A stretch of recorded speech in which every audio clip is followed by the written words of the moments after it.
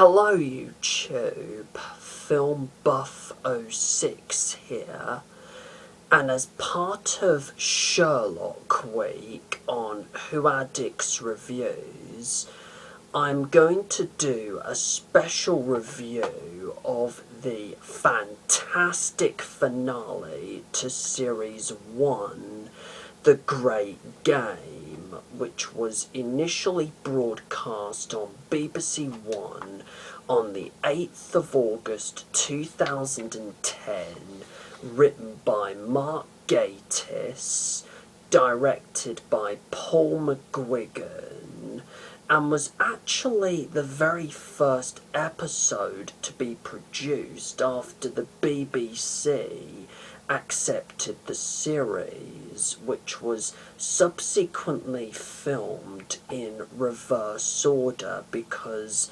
Stephen Moffat, despite indeed managing to write the first episode, A Study in Pink, was still busy doing the 5th series of Doctor Who. This episode also features the first full appearance of Jim Moriarty. Now, the plot to this amazing episode, which is partly inspired by the short Sherlock Holmes story, The Adventure of the Bruce Partington Plans, as well as several other Holmes stories, including The Five Pips and The Final Problem, is that Sherlock, played by, of course, by Benedict Cumberbatch, gets bored out of his mind to the point where he has made a habit out of shooting a ridiculous series of holes in his wall, which was quite hilarious, because there aren't any more interesting cases for him.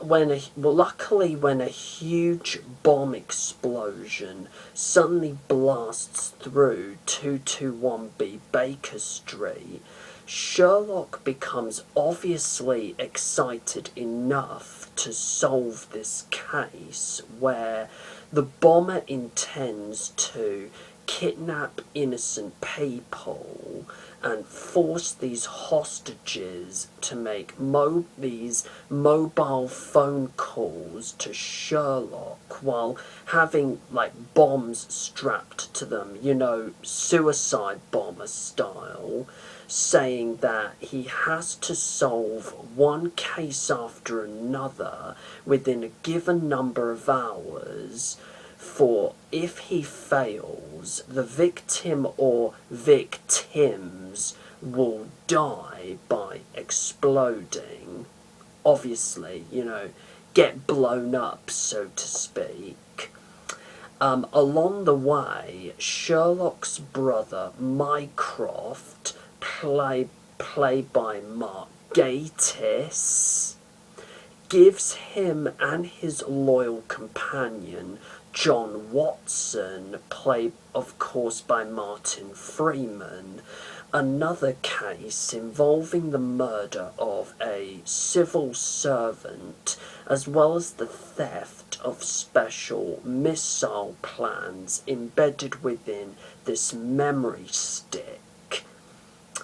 The episode, of course, ends, spoiler alert, with Sherlock Holmes finally confronting his arch-nemesis Moriarty, played by Andrew Scott, for the first time in a swimming pool, which of course features one of the best cliffhanger endings that Sherlock, the series, has ever had.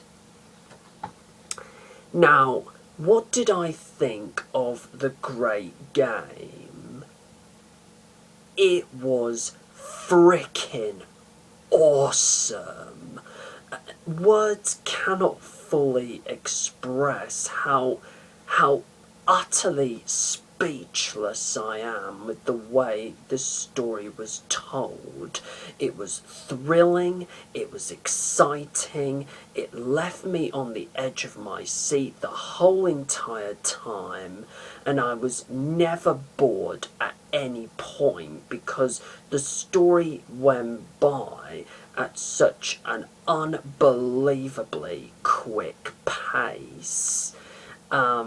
Unbelievably quick pace for a 90-minute episode. It felt like I was watching it for half an hour or even a whole hour, which is quite extraordinary.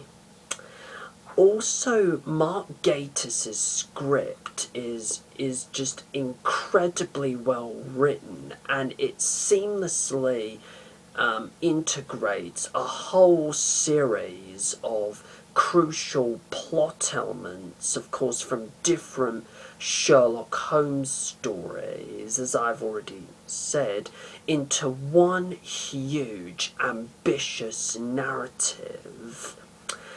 Paul McGuigan does a very good job directing this episode. The score by Michael Price is simply brilliant. The editing is simply amazing. The acting from everyone involved is, of course, fantastic. Benedict Cumberbatch and Martin Freeman share an absolutely brilliant chemistry together, as of course Sherlock Holmes and John Watson. Rupert Graves brings some sufficient comic relief to all the proceedings as D.I. Lestrade. Mark Gatiss himself does a very good acting job as Mycroft, as well as Una Stubbs in her role as Mrs. Hudson. But the person who steals the show is of course Andrew Scott as Moriarty. Even though we don't get to fully see his character until about the last 10 minutes, which of course takes place in the swimming pool, we can already feel his evil, frightening presence through not only the way the hostages speak out his words to Sherlock, but also through Sherlock's growing frustrations whilst trying to solve all these cases. I also love the way the writers approached their own interpretation of Moriarty.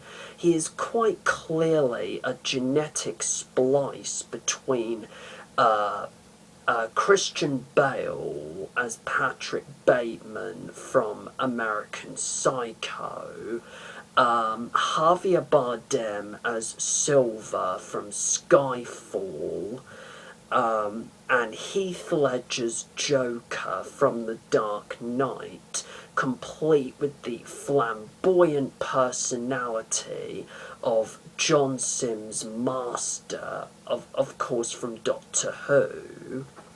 He is just this eccentric, insane, twisted, psychopathic, slightly campy,